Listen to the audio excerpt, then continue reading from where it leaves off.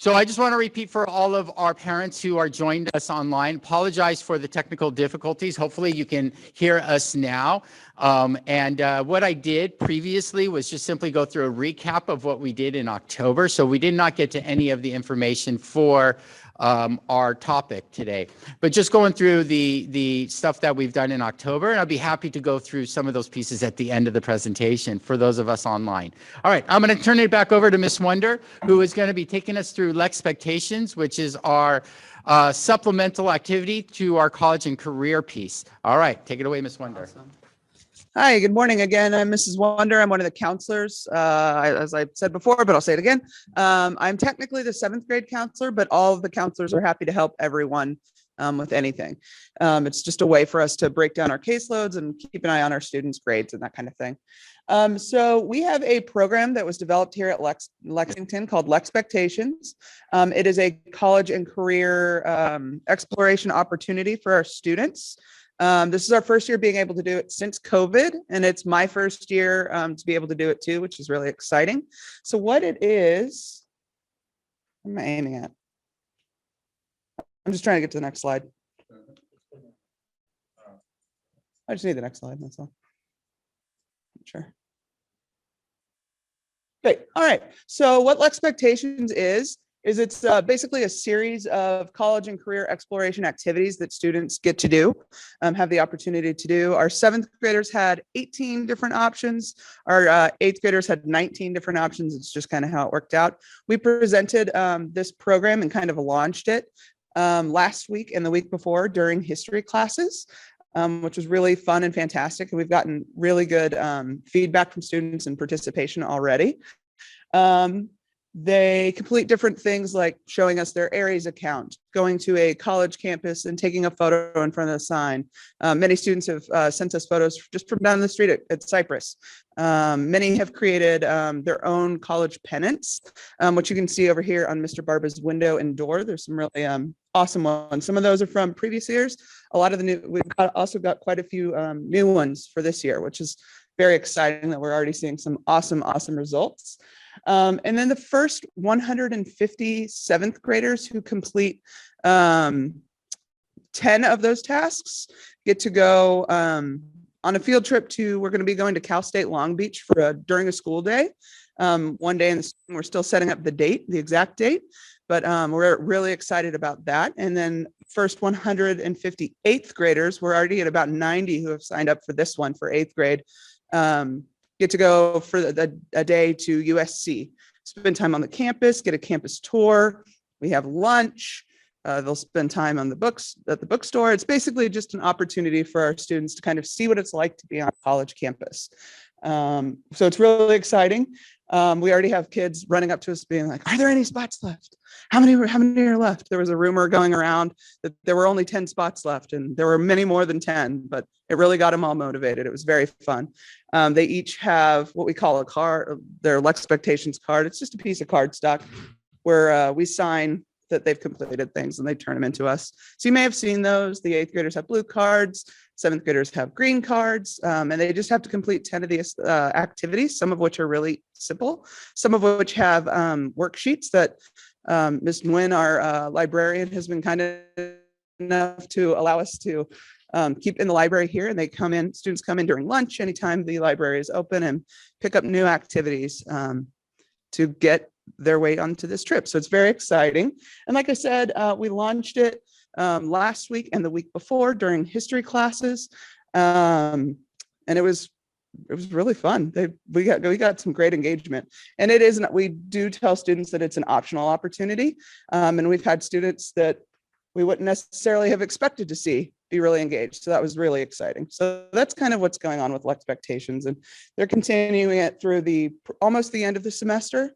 We're accepting until December 16th, and then those dates for those field trips will be in the spring. And once that kind of gets going, we'll send out permission slips and all that exact information to families. So that's Lexpectations. Are there any questions online or here in person that Ms. Wonder can help answer regarding Lexpectations? Why don't I speak into this? No, we haven't reached our maximum for either grade yet. And we're very open with the students. They're like, how many more spots are left? We're like, we'll give them the number so they know kind of. We, some of them panic, like, I need to get in. One of the reasons why we put this into place was because we know how important it is for students to actually experience college going culture and actually be on the college campuses, right? It's one thing for us to talk about, find a career path, find a college, go through these motions, whether it's Cypress College, Fullerton College, or a 4-year or a career path. But it's another thing to actually go to the universities. And we find that a lot of our students have never stepped foot on universities. So that experience of actually being on the university is very profound for students. It means a lot for kids to actually experience that. There was a question over here. Two questions, actually. What's an example of some of the activities? So some of the So what the question for our online folk was, what is the example? What are some examples for the activities? So some of the activities we actually did as a group when we launched the program. For some of the classes, everybody had to show us their areas, just to pull up, show us that they know how to find their grades.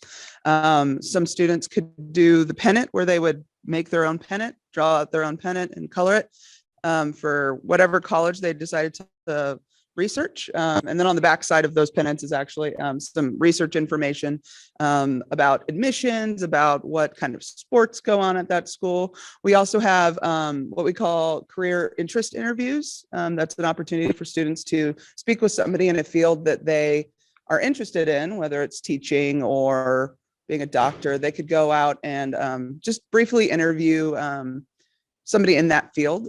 We gave them a series of questions that they could ask. There's about 10 questions and they just had to pick 3 and they fill out the answers and they turn them into us. We also have a final reflection. Every student wanting to go on the trip has to complete this final reflection. And it's basically, we ask like, what was your favorite activity? What did you learn from this? What did you enjoy about this? We have some online, like read an article, fill this in. We have the process of prep, the process and prep for applying to college. We have some stuff in there that is, they read about financial aid, what student loans are, what to kind of expect. With our 8th graders, we did in person what we called a reality check, and it was from jumpstart.org. There is a survey that they could fill out that kind of they would answer questions based on what they would like for their lives outside of college once they're in the career force, whether or not they went to college. And in those questions, it was questions like, what kind of place do you want to live in? Do you want to be able to go out and eat? Do you want to have a sports car? Would you rather have an economy car? And then the results at the end of the survey showed, based on their answers, about how much money they would need to make in order to fulfill that goal. So that was a really interesting one that they had a lot of fun with. They would go back and they would manipulate different things and try to get the number really high or really low once they figured out their personal number, and just kind of seeing them engage with that tool was really fun. But those are just a couple of examples of our activities, but they're all listed and on those cards, so they could pick whichever ones sounded most interesting to them. Yeah, the second question. The second question was non-college career considered as well? Yes, absolutely. Because college isn't the right match for everyone. That's not necessarily what everyone wants to do. Many students want to go right into a technical field. Many students don't know what they want to do quite yet. And we had, like with that reality check, it wasn't so much college based. It was more like, what kind of life do you want to lead? And looking at those careers that kind of fit that, there's a career interest inventory that's also kind of similar. It's another online questionnaire, and it would give them ideas of what kinds of jobs based on their answers would fit kind of with what they would want to do. And then it also included education that they might need, whether or not it is a technical credential or maybe college, but also just training and that kind of thing, and what they can expect in the job force, whether or not there was a section that was talking about the outlook, like just looking forward, like, is there a bright outlook for the number of jobs, about how many jobs are available or have been historically available in those fields.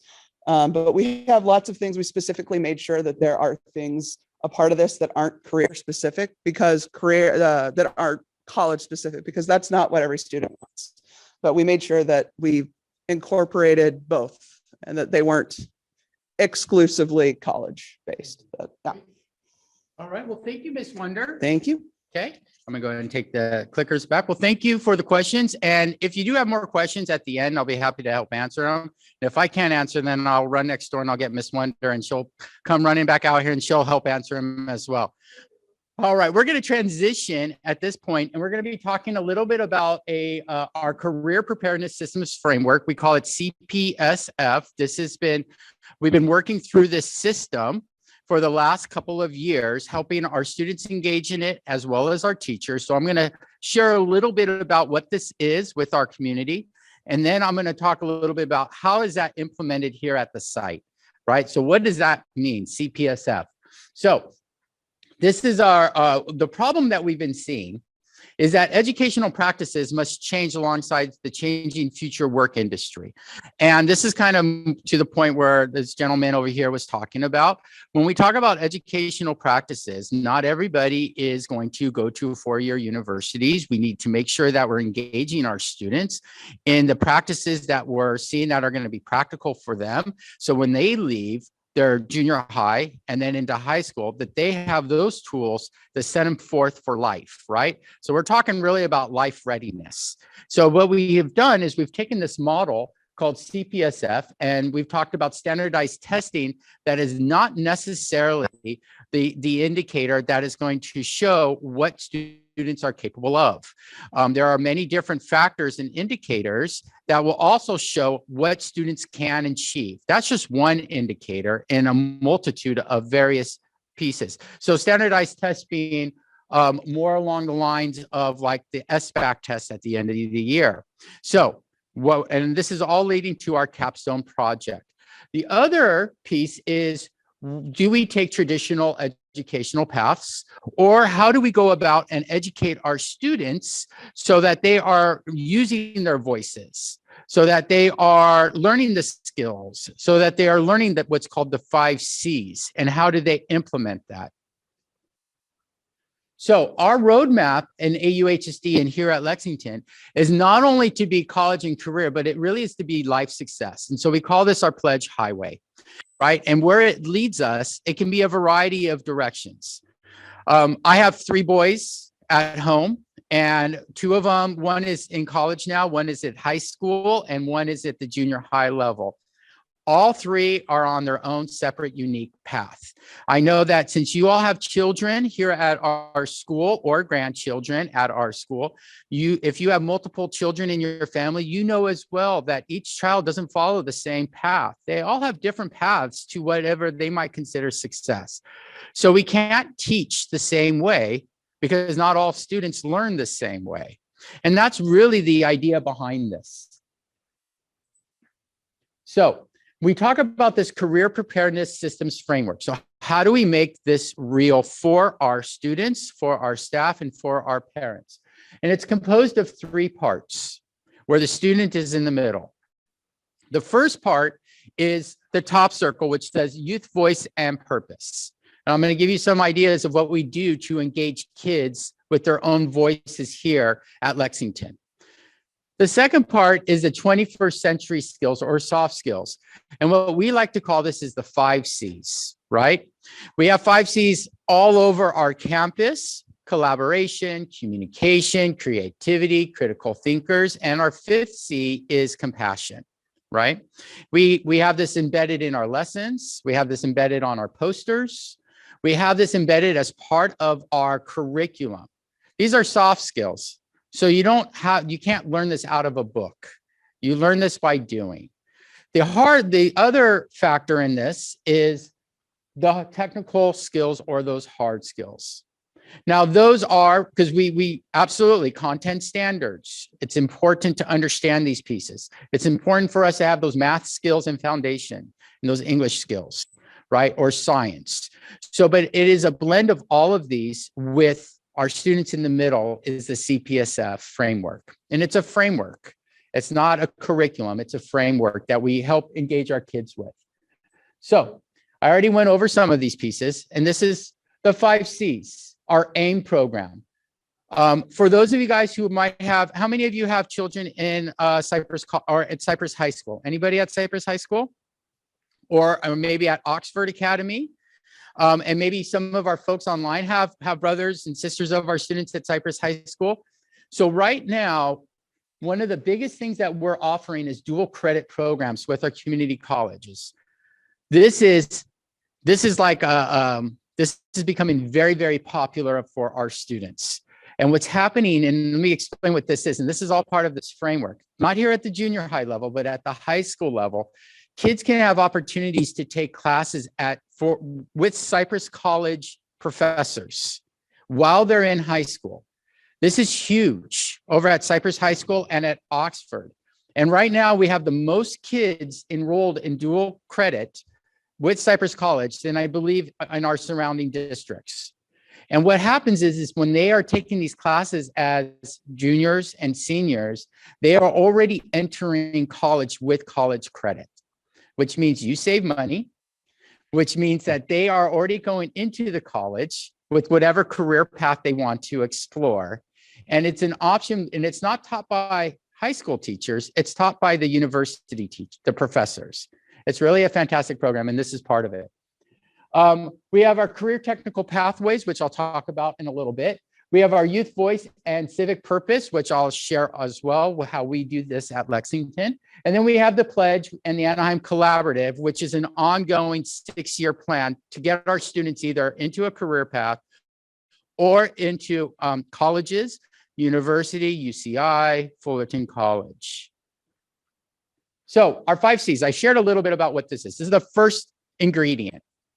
The 5 C's, which is listed up there, which I'm sure you've heard before, which is communication, collaboration, critical thinking, creativity, and our 5th C, which is compassion, character. This is embedded in our vision statement. This is embedded in all of our students when they're in the classrooms. These are those soft skills. These are our career pathways in terms of what is being offered in our different sites. And as you can see, if you can, it's kind of hard to read this, but at Cypress High School, you can see what is being offered there as the kids continue on. So the way we look at it in junior high is really an exploration 2 years. Our goal here in junior high is to get them to explore various options in what they are interested in. They don't have to necessarily choose one thing or another. So we have increased our engagement in our classes in engineering, robotics, wood shop. We have culinary, and all of these are at the Cypress High School as well. So you can go into an engineering pathway, or a computer programming pathway, or into a culinary, right, cooking.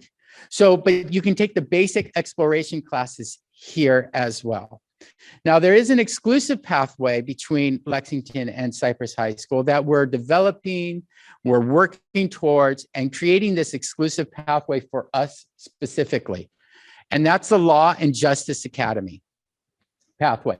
And so here at the junior high, as you can see in our folks online, that in the 7th and 8th grade, it's more exploration. So this is an elective class that kids can take, which is speech, as a 7th grader or an 8th grader. And that backs up to our drama class. So it's 1 semester of speech and 1 semester of drama. And then at the semester, they flip-flop. Now, for our 8th graders in a more advanced class, they can take speech and debate.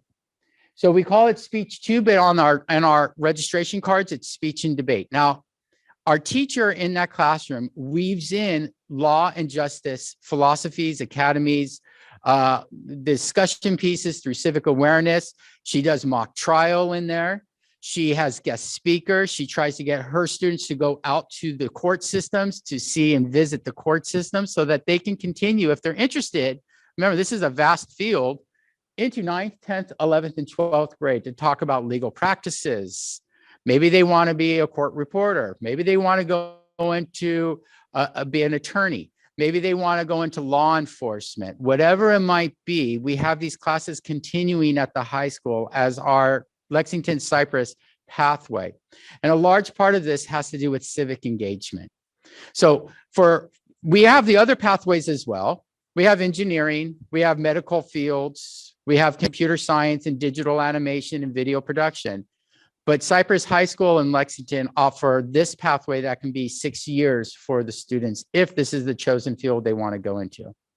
But remember, the important thing is for our 7th and 8th graders to explore, because I'm sure your children don't know what exactly they want to be in life. I didn't know what I wanted to be. I didn't think I was going to be a high school English teacher and then a principal when I was in junior high, when I was only 13 years old. So we really want to get everybody to explore. So this is a little bit more about our law and justice pathway. We're going to be sending this out as well. We can send this out as a PDF to everybody, but it is also up here for you to take a look at. Workforce potential, our local college programs, how much students would make in these various fields, and the benefits of taking this pathway. Do you have any questions right now about the law and justice pathway that we're developing? We're working with Ms. Brown over at Cypress High School to continue developing this piece. It's exciting, isn't it? I feel like it's pretty exciting. They'll explore in junior high, and once they get to high school, they'll actually be in those classes. Correct.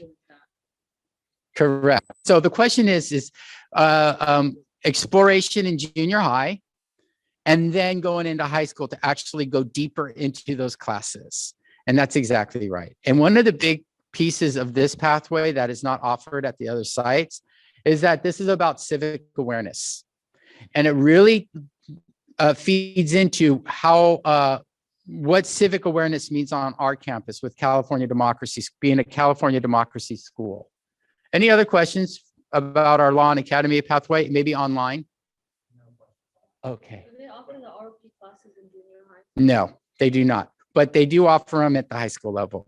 Yes. I think, Danny, it's important for parents to know that this is an option for them. It's not embedded into a schedule unless this is something that's. Right. Right. Absolutely. There are different pathways at the different schools. So each high school, junior high pattern has an exclusive pathway. This is just the one for Cypress Lexington. You might have cybersecurity at Magnolia. Correct. Artificial intelligence at Kennedy. So they each have their own specific pathway that's just exclusive to them. So for our folks online, our virtual folks online, the discussion is that every single feeder pattern in high school has their own exclusive pathway. For example, Dale Magnolia is cybersecurity. Kennedy Walker might be a focus on AI, artificial intelligence. However, at every single school, they all have those classes as part of their school. So for example, Cypress High School has an engineering class, right? Or has video production, but another school site might have it exclusively as their pathway as an option. So that's really the benefit of going to all of our schools. So you can get some of it at Cypress High School, but if you're really into that pathway, like cybersecurity, then you can go to Magnolia and go deeper into that field. Great, thank you for pointing that out. Our AIM program, which is we're continuing, it's really more at the high school level. At the junior high, it is working with our partnerships in our community. We are building partnerships in our community in Cypress, in our Cypress community as well. Most of our partners are coming from the Anaheim area, but we have a plethora of corporations in our community here in Cypress, and we're continuing to work with Cypress High School and Lexington. It's mainly at the high school level where they are working as interns and partnerships within this AIM program, but that's part of the overall picture. Did you have a question? Okay. All right. So how do we do youth voice and purpose? Well, there are a couple of things, and I'm going to highlight how we do this here at Lexington. Throughout AUHSD, we have TED Talks. Those are when students go up on stage, they lead a topic, they have a presentation, they share what their information is with the community or the students. We have civic action projects throughout our language arts and our social studies. And and Lexington is one of the leading schools in our district for civic learning. We received an award of excellence a few years ago, and we received this award of excellence for the Tolerance Summit. How many of your students are 8th graders here? Okay, so as a seventh grader, they participated in the Tolerance Summit last year. In March, what we do is through all of our English classes, this is a huge thing on our campus, is our students are able to take a topic of interest, their topic, their voice, and they explore it in their English classes. And they create either a poetry slam, a speech, a TED Talk, and they present it in their English classes.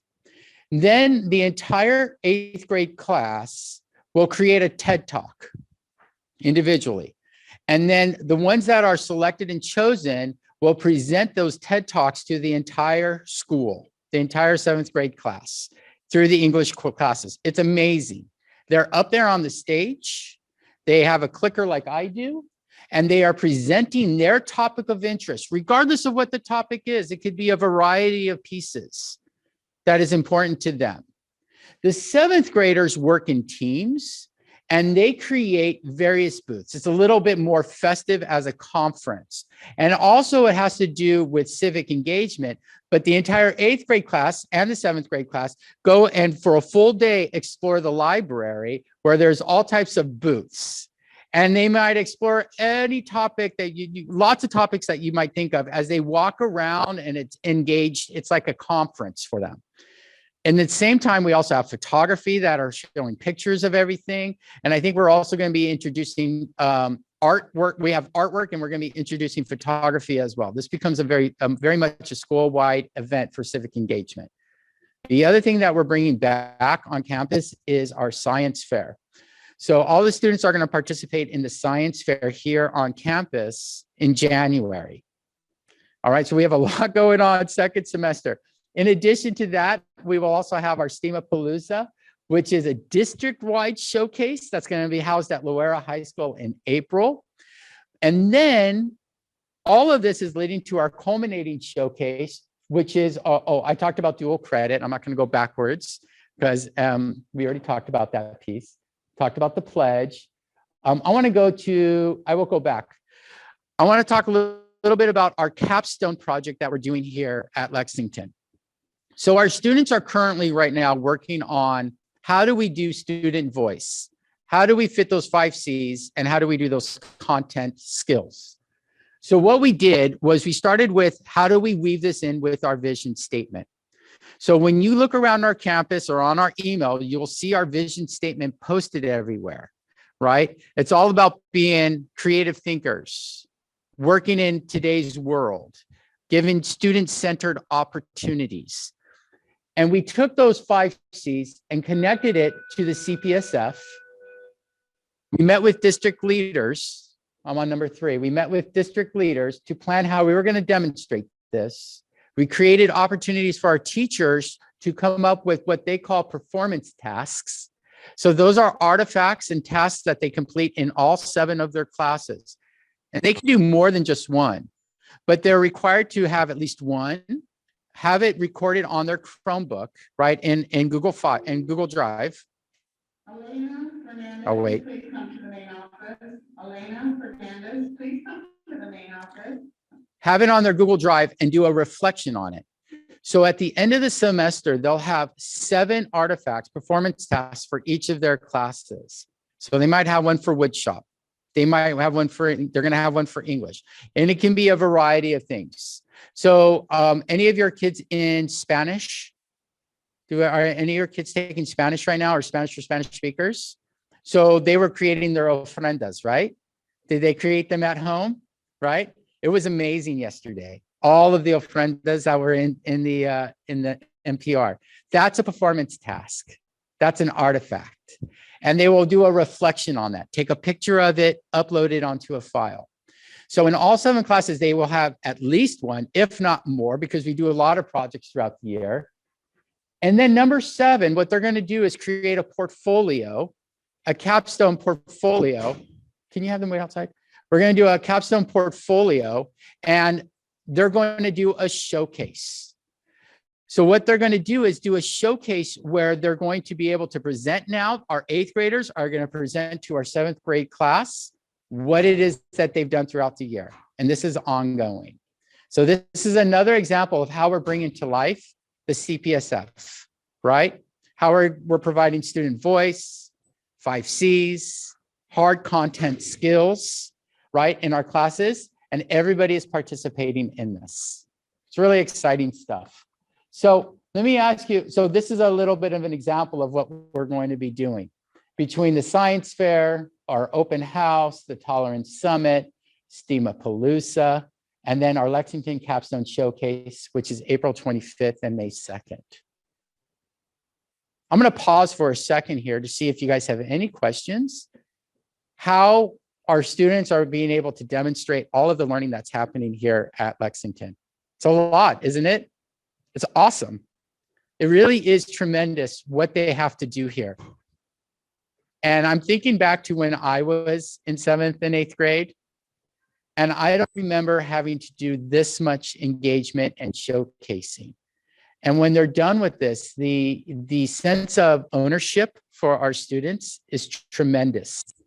That sense of I've completed a project, a band performance or choir or wood shop. It really is tremendous. They will remember these pieces. Do you have any questions at all about all of the various ways we're engaging the students for these showcases? My son did tell me that he has to record himself doing something. He was in his room with his door locked. I didn't really understand. He said it was part of his homework. Okay. Now it's making sense. So where do they upload it to? Great question. So the question here was, where do the kids upload their performance tasks or their artifacts in a subject? So in this particular case, it might have been a speech or a narrative or something oral that they were having to record on their phone or on their Chromebook. So in all of our students have created folders in Google Drive. So in their English classes, they've already created them for each subject: history, English, science, math, so on and so forth. And what they will do is they will upload that recording or project, picture, paper, whatever it might be, in that folder, along with the reflection. And this is a big piece of what we're working on this year, is how do we get students to reflect on what they're learning? So all of our teachers have created a reflection form for each of their projects. It has to do with the 5 Cs as well. And they have to respond to it and upload that with it. So they upload the project, but they also upload the reflection as well. And it's housed in our Google Drive. Questions online regarding our portfolios and capstones? Questions over here. Hopefully that makes sense. So if you see your students online or on their computer and saying, I have to record this and then upload this, this is probably what they're working on. Okay. I'm going to go back a little bit so that you can see some of our success rates district-wide, Lexington-wide, where we are at. So right now, what's happening as a result of our CPSF, our capstone, our pledge, we're seeing that 94, these are from last year, 94% of our students have persisted at UCI compared to 90% of the overall student population. In other words, they have maintained their at UCI and have not dropped out. 94% of our students have persisted there. That's leading the county in our student success rates at the UC level, which is fantastic. 40% we've had 40% of our students increase that have been admitted to UCI, which is part of our pledge partnership. 6,531 students have participated in our work-based learning. And I talked about dual enrollment already with Cypress High School and Cypress College, and 3,639 have completed dual enrollment classes. So that means that 3,639 students in our district have gotten college credit through dual enrollment, through Fullerton College or Cypress College. Cypress College being the one that's leading the way. Not through AP tests. AP tests are still important, right? It's the gold standard, but dual enrollment really is a step above because it's guaranteed absolute college credit as you're taking those classes, which is really phenomenal for our students. That's pretty exciting to see these results. 91% of our district has graduated. We've increased that, and 51% of our district has completed A through G requirements. And what that means, and that's among high school graduates. What that means is as they are moving up into the high school level at Cypress High School, they're completing the necessary courses to be able to apply for Cal State and UC schools. At the junior high level, that doesn't really apply, A through G. It's more about being at the high school. So that will start next year. However, for our students that are in Spanish right now, that class counts as part of the A through G requirements for world language. So if they're in Spanish, we have increased our Spanish classes by 2 sections this year.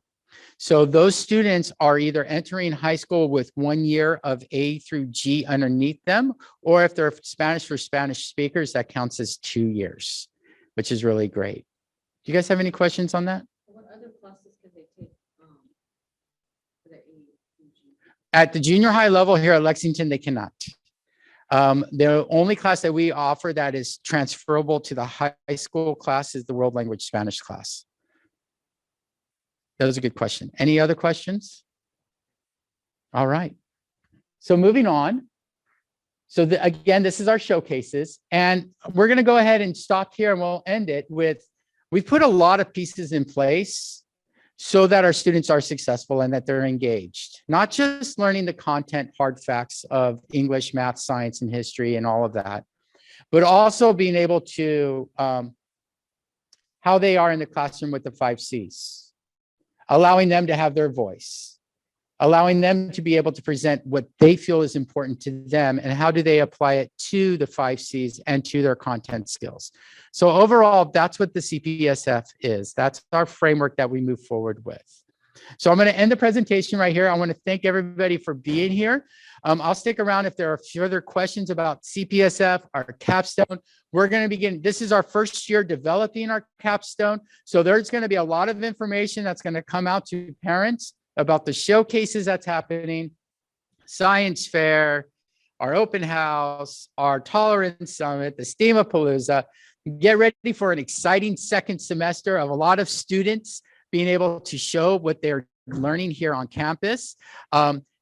For our next presentation for Coffee with the Principal, I hope that you will join us again, and I hope our parents online will join us. We are going to be talking about the drug trends that we're seeing in our community. As a parent, as a principal, it's important for me to know what's happening in our community to keep our kids safe. It's very real for us. It's very real, and it's very real in terms of what we're dealing with. I know Halloween just passed, right? And I'm sure parents had conversations with their students and their kids about Halloween and about accepting candy and so on and so forth. The same with me, with my own children. So we just had a presentation to the staff this morning about drug trends that we're seeing. And we hope that you will join us next month, because we're going to be bringing in experts to talk about what we're seeing in our community as well, what your kids are seeing if they're out and about, and what's real. Okay. And I think that's an important conversation for everybody to have, that safety conversation. Well, thank you so much for all of our parents online. Thank you for being here. Please, there's more coffee. Our parents online, I love that you're joining us online. You're always welcome to come in person and have some coffee with me. My coffee's right over there. And I'm going to stick around right now to see if there's any questions that from you or from our parents online. And again, thank you for showing up today. Thank you.